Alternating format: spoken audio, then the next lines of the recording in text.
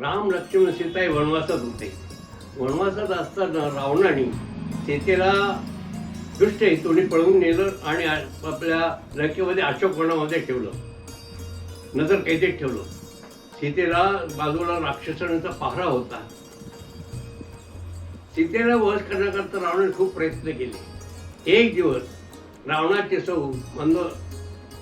मंदोदरी हे म्हणाले की का हो, तुम्ही ते वाटेल तेवढं रूप, वाटेल ते रूप घेऊ शकता, मग एकदा रामाचं रूप घेऊन सीतेपुढे जाऊन उभे राहा ना. रावण म्हणाला, अगं मी सुद्धा तो प्रयोग केला, मी सुद्धा रामाचं रूप घेतलं आणि काय आश्चर्य, नुसतं रामाचं रूप घेतल्याबरोबर मला परत स्त्रिया हे माते समान दिसायला लागले.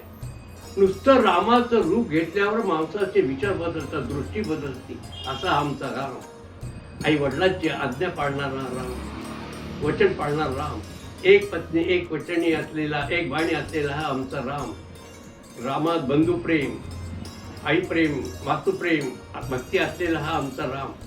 रामाने लंका जिंकली पण तिथे राज्य केलं नाही. त्यांनी रावणाचा दाखला होऊन त्याला गादीवर बसवलं आणि आपण निघून आलो. ही आमची संस्कृती आहे.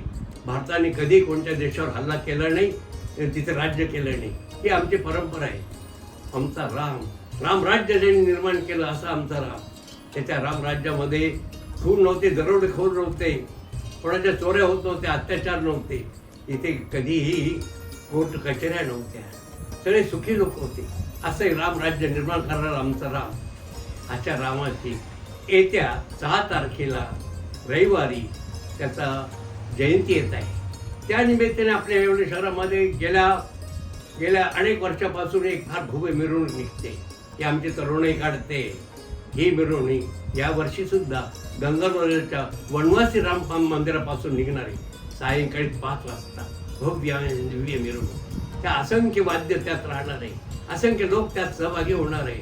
रामाचे मोठा पुतळा तिथं असणार आहे, काही कटआउट असणार आहे. आणि विशेष म्हणजे सर्व वयाच्या थरातील मुलींचे लाठीकाठी, तलवार, दांडपट्टा यांचे प्रात्यक्षिक होणार आहे. अशी भव्य दिव्य मिरवणूक निघणार आहे.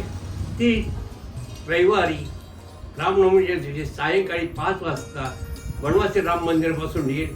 काळा मारुती, तुमचा नंतर राणाप्रताप पुतळा, आझाद चौक, टिळक मैदान, सराफाटा, मुख्य रोड आणि इंद्रनील कॉर्डिनेट येथे समाप्ती होणार आहे. इथे महाप्रसादाचं वाटप सुद्धा होणार आहे. त्या सर्व जनतेला, राम भक्तांना सगळ्यांना विनंती आहे की आपण या मिरवणुकीत सामील व्हा आणि रामाबद्दलचा प्रेम, आदर जो आपला आहे तो अवश्य राखा. पुन्हा एकदा सगळ्यांना विनंती. जय श्रीराम.